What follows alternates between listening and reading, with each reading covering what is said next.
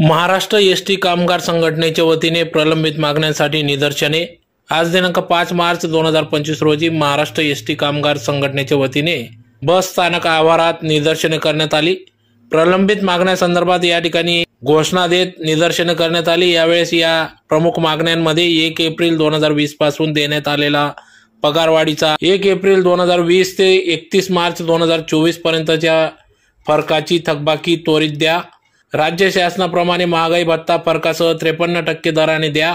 ₹1 च्या पटीत करण्यात आलेली भाडेवाढ ही प्रवासी तसेच वाहकांसाठी डोकेदुखी ठरली असून ती 5 च्या पटीत करण्यात यावी।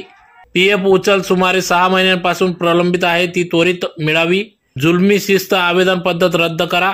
2016 ते 2020 घरभाडे भत्ता 1% कमी दराने दिला होता तो 3% कराने थकबाकीसह द्यावा। आदी मागण्यांसंदर्भात प्रलंबित मागण्यांसंदर्भात आज निदर्शने करण्यात आली।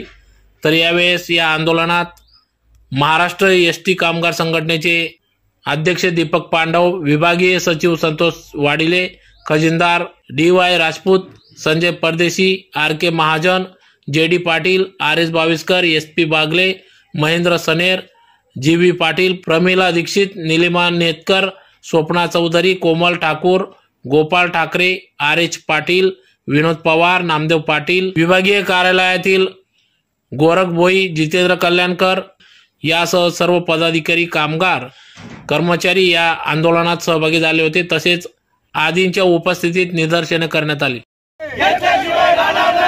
एसटी कामगार संघटनेचा हर जोर जुल्म की टक्कर में संघर्ष हमारा नारा है। हर जोर जुल्म की टक्कर में संघर्ष हमारा नारा है।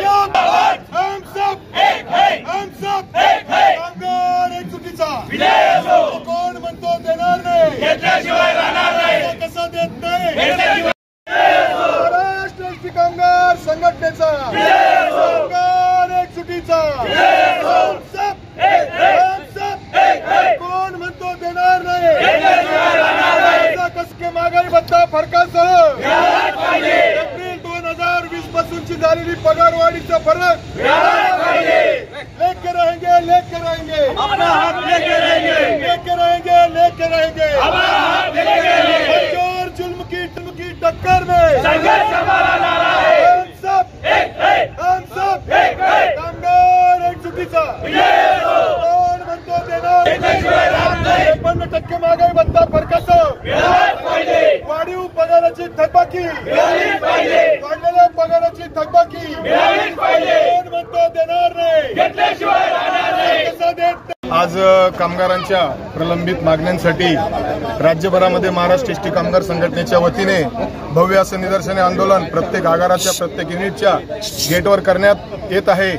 या आंदोलनातल्या आमच्या प्रमुख मागण्या मागील झालेल्या पगारवाढीमधला 1 एप्रिल 20 पासून ते 31 मार्च 2024 पर्यंत असलेली कामगारांची थकबाकी, आज आमचे हप्ते संपलेले आहेत। आमचा पगार कुणाचा 5,000 ते कुणाचा 7,000 कमी झालेला आहे।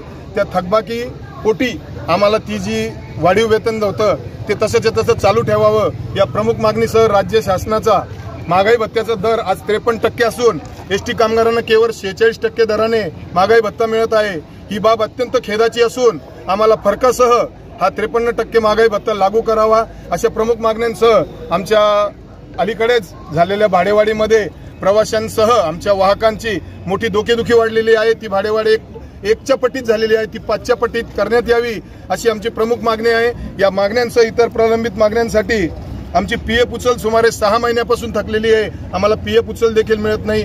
बँकेचे कर्ज एका बाजूला कामगारांना मिळत नाही। कामगारांच्या मुलांचे लग्न असतील, मुलींचे लग्न असतील, वैद्यकीय कारण असेल, यासाठी आम्हाला कोणत्याही प्रकारची उचल दिली जात नाही। ही बाब सुद्धा अत्यंत आम्ही संघटनेच्या वतीने खेद व्यक्त करत आहोत।